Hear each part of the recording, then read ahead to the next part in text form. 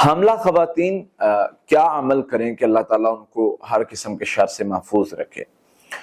حمل کی حفاظت کے لیے کوئی عمل بتائیں، اس حوالہ سے مختلف سوالات آ رہے تھے۔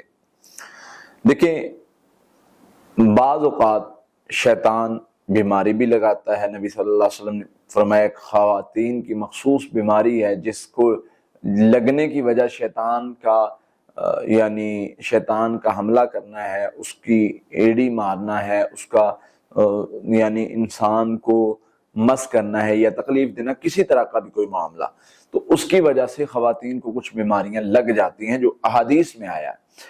اب اس سے ملتا جلتا جب شیطان اس طرح کا حملہ کرے گا اس بیماری کو لگانے کے لیے، اور اگر عورت حاملہ ہوتی ہے تو اس کے حمل پر اثر پڑتا ہے، اس کو وہ بیماری بنتی ہے یا مسائل، عموماً کچھ خواتین کے حمل کا ضائع بھی ہو جاتا ہے، اور یہ یعنی بیماری یا مسئلہ اس حد تک چلا جاتا ہے۔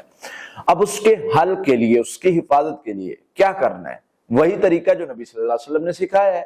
اللہ کے نبی صلی اللہ علیہ وسلم نے فرمایا کہ شیطان سے پناہ مانگا کرو، کیونکہ شیطان آ کے ایڑی مارتا ہے اور آپ کی یہ بیماری شروع ہو جاتی ہے۔ تو اس لیے شیطان سے حفاظت کے لیے آپ یہ پڑھائیں اور دعائیں پڑھا کرو۔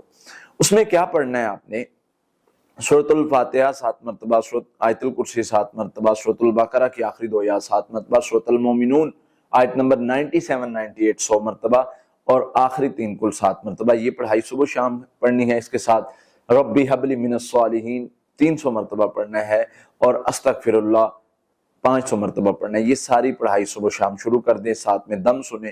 اب اس سے کیا ہوگا کہ جو مسئلہ شیطانی اثر کی وجہ سے بن رہا ہے یا بننے کی وہ طرف جا رہا ہے، تو آپ یہ پڑھائی کریں گے تو اللہ کی رحمت سے، اللہ کی فضل سے وہ معاملات بہتر ہو جائیں گے، اور وہ شر انشاءاللہ ختم ہونا شروع ہو جائے گا۔ تو سمپل سا طریقہ ہے، اس طریقے سے اس علاج کو آپ جاری رکھ سکتے ہیں، اور اس کے ساتھ ڈاکٹرز کے ساتھ بھی مل کے آپ یعنی جو میڈیکلی ٹریٹمنٹ ہوتا ہے اس کو بھی کنٹینیو رکھیں۔ اس کو یہ نہیں کہ یہ علاج کر رہے ہیں تو وہ روک دینا ہے، وہ کر رہے ہیں تو یہ روک دینا ہے، نہیں، دونوں کو جاری رکھیں گے۔ بسا اوقات شیطان حملہ کر کے یہ انگلی توڑ دیتا ہے، تو ہم کہیں گے پڑھائی کر کے اس کا اثر ختم کرنا ہے، کیونکہ جن نے توڑی ہے، جادو نے توڑی ہے، تو بھائی پڑھائی کر کے اس کا اثر تو ختم کر دیا، لیکن جو ٹوٹی ہوئی ہڈی اس کو اپنی جگہ پر لانے کے لیے ہمیں میڈیکلی ٹریٹمنٹ کی ضرورت پڑتی ہے۔